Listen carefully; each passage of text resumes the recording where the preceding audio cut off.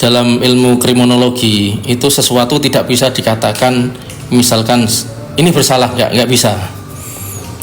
Ini bersalah, nggak bisa. Jadi dalam ilmu kriminologi ketika sesuatu dinyatakan bersalah itu harus ada prosesnya.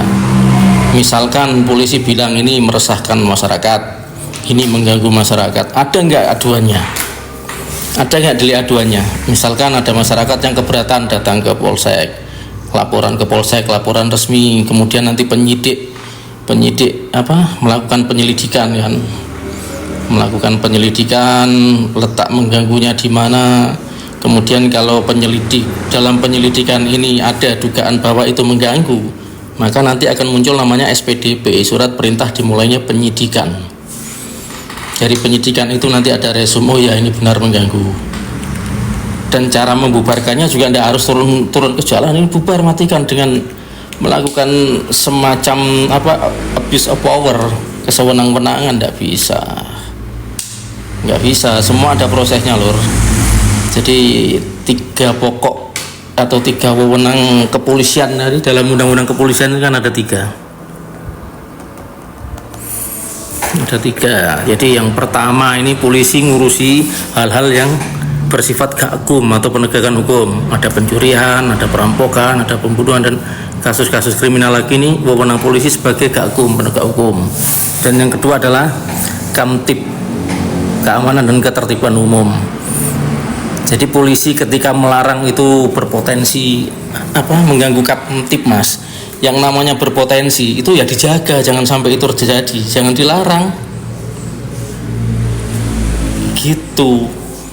Wah ini acara ini karena pengerahan banyak massa nanti akan dikhawatirkan loh, baru dikhawatirkan akan mengganggu ketertiban masyarakat. Yang namanya dikhawatirkan, yang namanya antisipasi itu ya dijaga, bukan dibubarkan. Kalau yang berpotensi mengganggu Kamtibmas dibubarkan, baru bersifat potensi saja, hanya dugaan saja, hanya antitesa saja, itu nggak bisa. Terus kerjanya polisi apa? Membubarkan hiburan rakyat gitu? Oh, nggak bisa.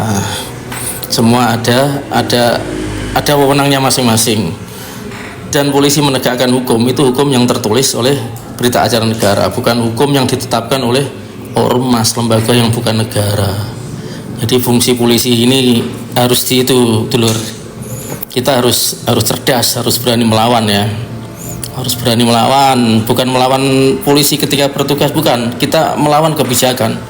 Kita melawan abuse of power. Jadi tindak sewenang-wenangan itu harus kita lawan. Bukan melawan polisinya, enggak. Kita enggak melawan ya. Nggak melawan kepolisian, bukan. Yang kita lawan adalah kebijakannya atau wewenangnya yang salah. Kita kembalikan saja pada wewenang polisi dalam Undang-Undang Nomor 2 Tahun 2002. Itu yang tadi saya katakan, itu fungsinya wewenangnya sebagai gakum, penegakan hukum. Semua tindakan kriminal itu diurusi oleh kepolisian. Yang kedua adalah Kamtib, menjaga keamanan dan ketertiban. Dan yang penting yang ketiga dalam Undang-Undang Kepolisian Nomor 2 Tahun 2002. Yang ketiga ini penting lur. Jadi polisi ini buruh masyarakat. Polisi ini pelayan publik, buruhnya kita. Iya, buruhnya masyarakat, pelayan publik. Ini undang-undang yang mengatur ini. Undang-Undang Nomor 2 Tahun 2002 tentang kepolisian. Jadi yang ketiga ini fungsi pelayanan kepada masyarakat. Ya masyarakat mau apa dilayani, masyarakat mau bikin hiburan dilayani.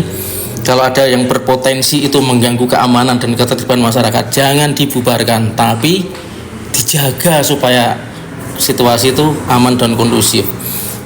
Kalau sedikit-sedikit menurut analisa mereka, oh ini nanti akan mengganggu keamanan, ini dibubarkan, itu mereka kerjanya apa? Kerjanya polisi kan dalam yang wewenang keduanya kan dalam Kamtib kan, ketertiban dan keamanan. Jadi gitu. Jadi yang kita bahas sekarang ini adalah